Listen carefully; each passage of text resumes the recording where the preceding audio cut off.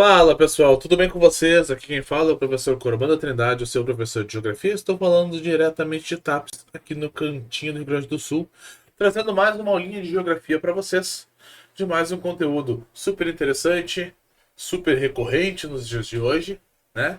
Que são os fatores geográficos do clima, né? Qualquer pessoa que estiver estudando geografia, seja na escola, seja para fazer os seus estudos pessoais, precisa ter uma base sobre o que é o clima, né? E é sobre isso que a gente vai falar na aula de hoje. Mas já vamos deixar aquele pedido de sempre para você. Se inscreve no canal se ainda não for inscrito, deixa seu like, comenta aqui embaixo e ativa o sininho das notificações para você sempre ser notificado quando eu for soltar a minha próxima aula. Tá, pessoal? Então vamos estudar um pouquinho sobre os fatores geográficos do clima. Vem comigo! Então, pessoal, primeiro nós precisamos entender o que é o clima, né? Existem algumas características que tem no tempo atmosférico, como por exemplo, hoje faz calor, hoje faz frio, hoje está chovendo, hoje não está, hoje está nublado, hoje tem cerração e coisas desse tipo. Tudo isso é o que nós chamamos de tempo atmosférico.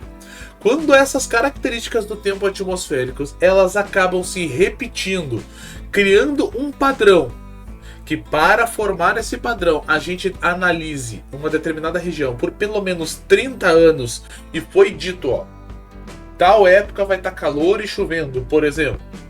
Aí nós vamos ter um padrão que aí sim nós chamaremos de clima. Ou seja, o clima então ele vai ser todas as características do tempo atmosférico que se repetem em determinada região, em determinada época, né, ao longo de pelo menos 30 anos de observação. Só que o clima ele tem dois fatores que vão influenciar nos fatores geográficos, né, que são os fatores astronômicos e os fatores meteorológicos, né? Os fatores astronômicos eles estão relacionados com a movimentação da Terra, ou seja, com a relação dos movimentos de rotação e translação da Terra, com o posicionamento da Terra. O que eu estou querendo dizer com isso? Ou seja, em relação com a inclinação do eixo da Terra, que você sabe que a Terra não é perfeitamente na vertical, né? Ela é inclinadinha para o lado, os polos não ficam exatamente em cima, exatamente embaixo, né? E isso vai fazer com que nós tenhamos mudanças no clima, mudanças nas estações do ano, mudança na variação de quanto tempo levam os dias, quanto tempo levam as noites. Então tudo isso que tem relação com o posicionamento do eixo da Terra e com os movimentos de rotação e translação da Terra, nós chamaremos de fatores astronômicos. Depois nós temos os fatores meteorológicos, né? Os fatores meteorológicos, eles estão relacionados com os movimentos que acontecem na atmosfera terrestre, ou seja, os movimentos que acontecem dentro do planeta.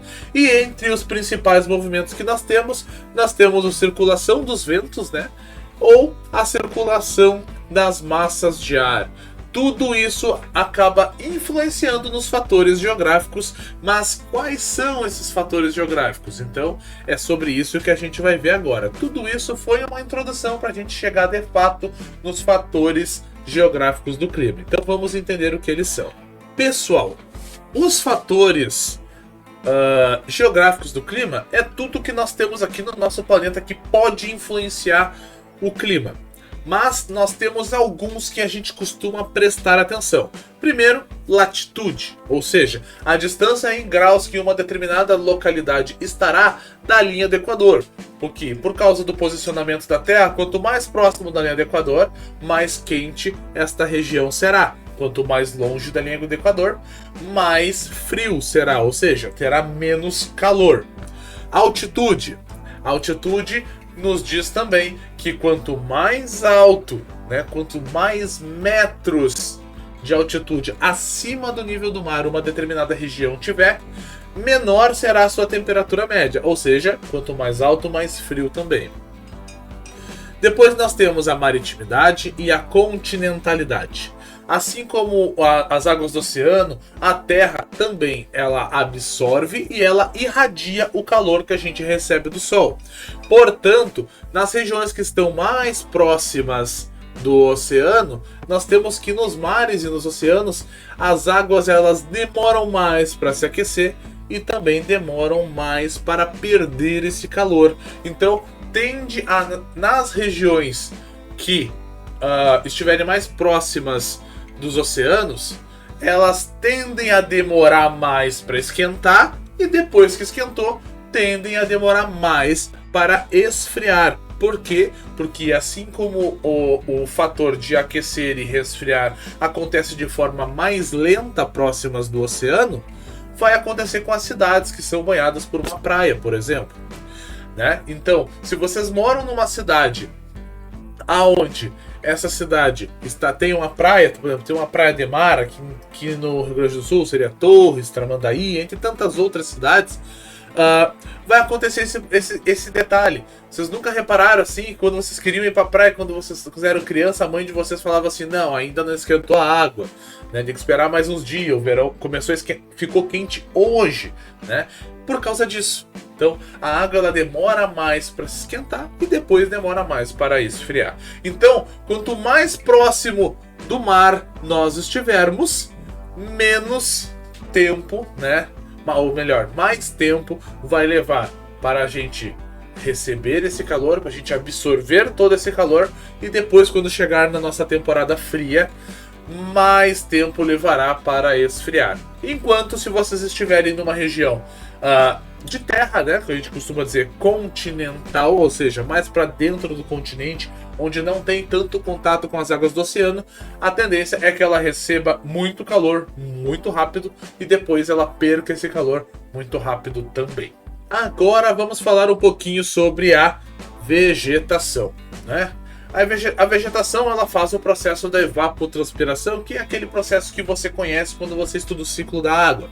Temos a nuvem carregada de água, a nuvem pesa, a água cai na terra em forma de chuva, né, no estado líquido. Essa água penetra, né, infiltra no solo, ou ela é absorvida pelas plantas, as plantas transpiram e levam essa água de volta para o céu em forma de vapor.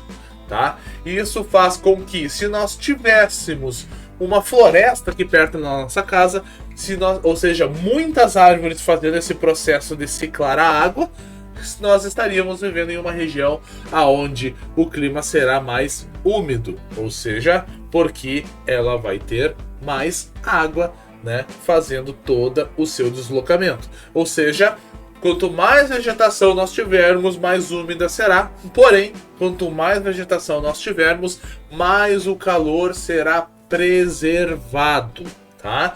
Pelo mesmo motivo que nós falamos, né, a respeito da água, né? Quando tem muita água trabalhando, o calor que a gente recebe do sol, ele é preservado também. Depois nós temos aí as correntes marítimas. Corrente marítima é um grande volume de água que ela se desloca pelo oceano. Mas não é qualquer água que se desloca pelo oceano. Para a gente considerar um volume de água, uma corrente marítima, essa água ela vai ter que ter umas características diferentes do restante de água que vai ter no oceano. Vai ter um pouco daquela água do oceano que vai ter características diferentes, e é esse bolinho de água que nós chamaremos de correntes marítimas, tá? Como é que vai funcionar? Que características são essas que esse volume de água pode ter diferente do resto?